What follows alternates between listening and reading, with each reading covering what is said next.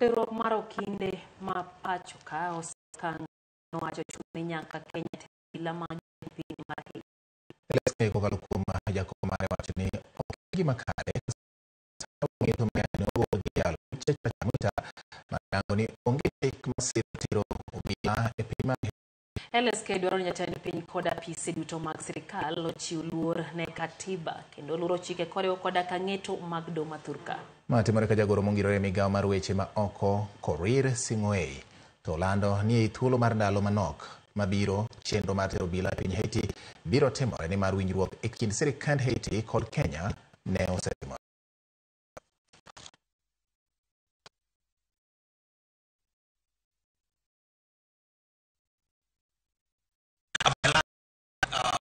Reciprocal agreement was entered into between Kenya and Haiti, which facilitates Kenya to be able to deploy. And we are in the process, or government is in the process of finalizing preparation to deploy.